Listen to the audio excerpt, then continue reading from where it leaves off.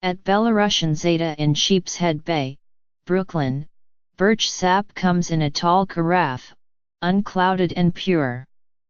The taste is close to water, only water as if just rained down and sipped from a blossom, with the delicate, attenuated sweetness, what a dryad might live on. 2/5 of the landlocked former Soviet Republic of Belarus is cloaked in woods, including remnants of the great forest that rose from the European plain 10,000 years ago. The Belarusians have drunk birch sap for centuries. Now some in the United States extol the drink as a rival to coconut water, for its supposed restorative powers.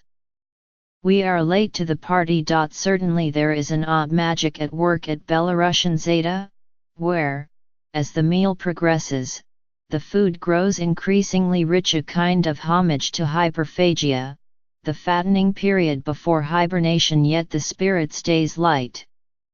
It could be the birch sap or the horseradish spiked vodka, scouring tongue and soul, the postcard pretty tables draped with rushniki, ceremonial embroidered linen towels that follow Belarusians from birth to death, and surrounded by wooden fences with upturned pitchers hanging from the posts, or a shyly charming waiter who whispers, of one particular dish, "Of course my mother's is better."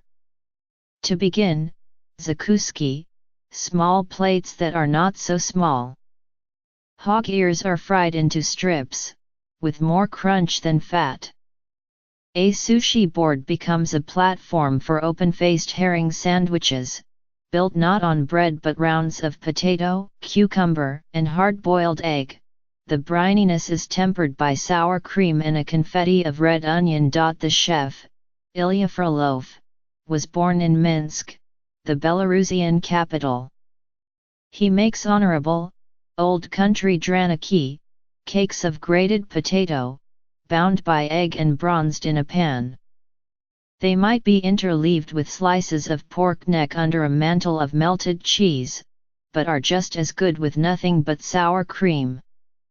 Koljuni start with the same potato batter, only inside is buried treasure meat or mushrooms.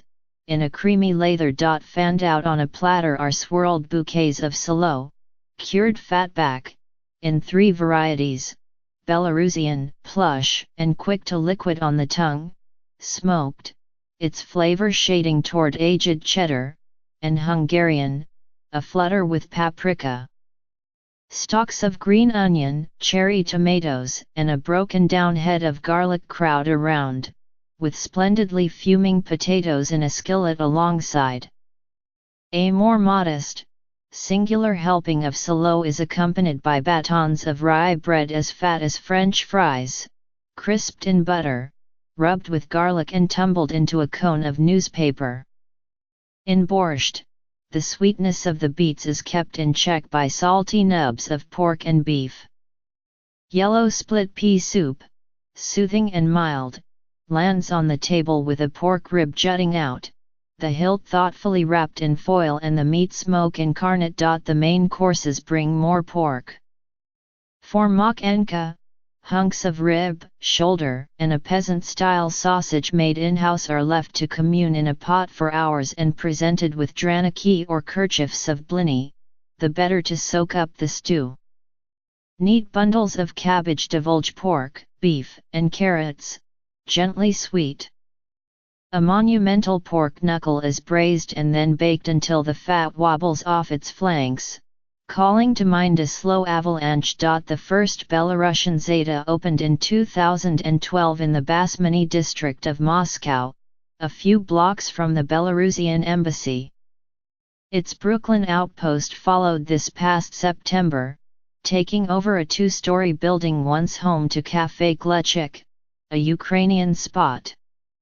Maranovikov, a businessman from Minsk who brought his family to Brooklyn in 1989, as the Soviet Union was reeling from internal unrest, runs both restaurants with the help of his son, Andriy, his daughter, Olga, and her husband, Steve Palanker, a native of Moldova. A few recipes come from Mr. Novikov's mother, like a perfect dessert of little orbs of tangy yogurt cheese, flecked with poppy seeds and simmered in sour cream.